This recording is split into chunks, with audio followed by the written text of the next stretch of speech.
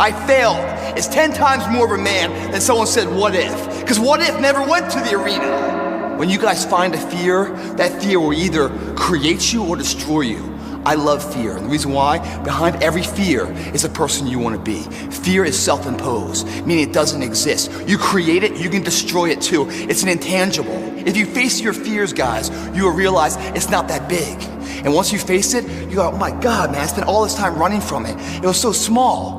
If I just faced it, my God, not only did I face it, I beat it back, energy's never lost, transferred. That negative energy, that fear, is destroyed. It comes back in as confidence. You're like, what else am I capable of? What else am I holding my back from that I'm capable of more? What am I running from I don't need to? What else can I overcome? You face your fears, you become the person you want to be. You run from your fears, you're not living. You're alive, but you're not taking the freedom. Well, life took me somewhere unexpected. I'm unprepared. It's about 6 degrees out here, and I'm underdressed. But guess what? No one gives a gotta get the mother. Sometimes life can really hijack your fucking mind. When that happens to you, you're all fucking goals, your ambitions, everything is out the window. In life, we all go through different things. Sometimes your girlfriend or boyfriend breaks up with you. Guess what? Get the over it. They no longer want you. Maybe you failed a test in school. You worked your ass off. Guess what? You failed the test. Get over it. Move past it. Learn to not let life hijack your brain. At work, you've been working your ass off for that new promotion. You don't fuck someone else does. Maybe they kiss better ass than you do. Guess what? Get over it. Life will hijack your mind if you let it. Don't allow all these things to make you a lesser person. You must own your mind. Don't let life own yours. Something in you has to wake up. And usually the only person that can wake it up is you. Be the passion. There's no motivation. There's no, oh my God, man, no. It's every day of your life just doing. No passion, no discipline, no motivation. All these words, I hate that so many people use these words now because it's watered. Where's passion when you're 300 pounds? Where's the motivation when you can't read and write? Where is it? So how did this happen? I just did. The hero of your own movie. If your life was a movie and it started now, forget about whatever financial disasters you've had, personal failures, relationship failures. What would the hero of your life's movie do right now? Do that. No. Life and death, either you live or you die. Which one do you want, Tom? That was the decision. In the corporate life and in the gym. But if you want something bad enough, you can't let anybody tell you you can't do something. I'll repeat that. If you want something bad enough, you can't let anybody tell you you can't do something, not even yourself. A lot of days I'm like, oh, you can't do this, Tom. You can't be as quick as a 30-year-old on the computer. Let me show you. I mean, I would have arguments with myself. I could do it. Everybody wants the view, but no one wants to climb. We're up here because of 4 a.m. We're up here because of 2-a-days or 5-a-days. We're up here because we had a dream and let nothing stand in our way.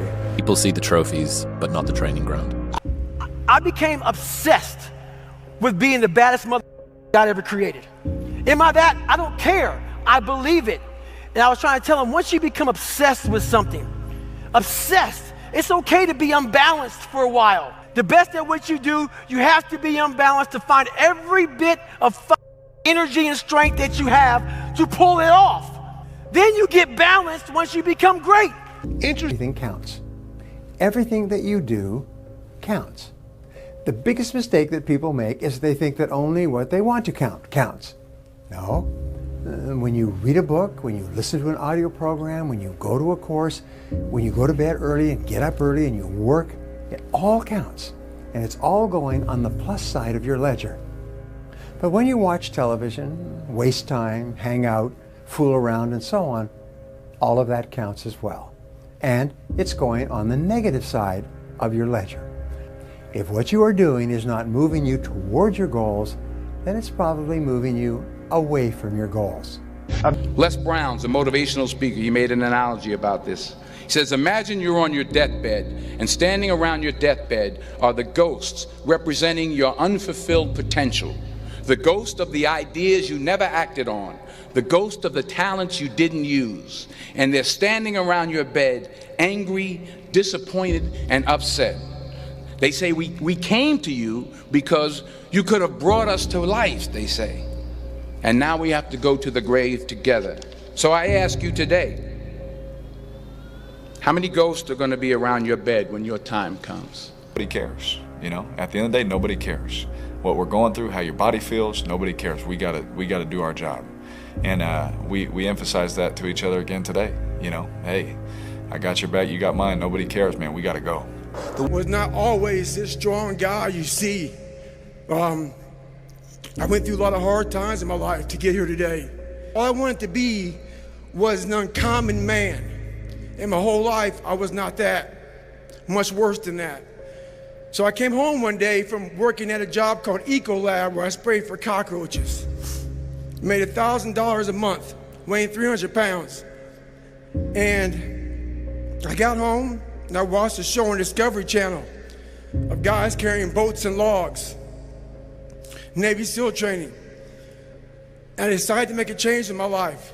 And I called the recruiter up and he asked me these questions. You had to meet a certain age, like a certain height and weight limit. I was 6'1" and 300 pounds. He laughed at me. 7 other recruiters laughed at me. One recruiter finally said, "Come on in, I'm too busy to talk to you on the phone." He didn't know how much I weighed. I walked in the recruiter's office and he looked at me and he said, "You're fat and you're black." I said I want to be a Navy SEAL. I didn't know there'd only been 35 African-American Navy SEALs at that time in over 70 years. He said I basically had to lose 106 pounds in less than 3 months because of my age. I was getting too old. I came back 3 months later, 106 pounds lighter. I'm proud of you. I'm proud of you because I know how hard it is to take care of ourselves. I just had to get a picture of one of the next greats. I'm proud of you, my boy. You're not supposed to have it all together. You're not expected to have it all together. Anybody looks at you at 26, 27, 28 years old and says, "Hey man, what's wrong with you? How come you don't have everything figured out?" They're a fool. Knowledge and experience and wisdom takes time. Wisdom comes from experience, and experience takes time. The more experience you have, the more you learn from that experience, the wiser you can get. If you haven't lived long enough to have a broad enough portfolio of experience, then you can't expect to have knowledge and wisdom. What's your biggest fear in life? And my biggest fear, honestly, was, let's say this. Let's say I don't care if you believe in God or not. I don't care. So let's just play a game with me. Let's say you're God, and we have a big long line of people. And I made it to heaven. I'm 75 years old. I'm 300 pounds. I made it to heaven. I worked for Ecolab my entire life, spraying for cockroaches. That's what I did. But I'm dead. I'm in heaven now. And you're judging us all now. So we're in line. We're all sitting there in line. You have Adam Brown. He has a big board up, and you're talking to Adam Brown about his life. And you rip it down, and I'm next in line, David Goggins. I see my name, and I see all this. God goes, "Hey," you say, "Read this, man." And I'm reading this list, and I'm seeing 182 pounds, Navy SEAL, Ranger School, motivational speaker, changing lives. Okay, man, pull-up record, all this shit. And I'm like, that's not me, man. And God looks at me and says, that's who you were supposed to be. The question is, do we believe we can become it? Without that belief, every journey, how bad do you want it? There's two options. To continue forward, pushing upward. And if you do, that dream is given birth, and forever you will live in the reality of it. If you stop, quit, throw in the towel, I promise you there's no distance you can travel far enough to find that dream again. For it is dead. And in its death, it's replaced by regret. Right now, it's your choice. Winners always show up. They're willing to lose in order to gain. Big mental thing there, guys. this body, as great as you are, as sharp as you make the arsenal, it can't do anything if you don't have confidence in yourself. We all fall down in life. The question is, who gets back up? You go after and you give it all you have. If you lose, at least you tried, man. What would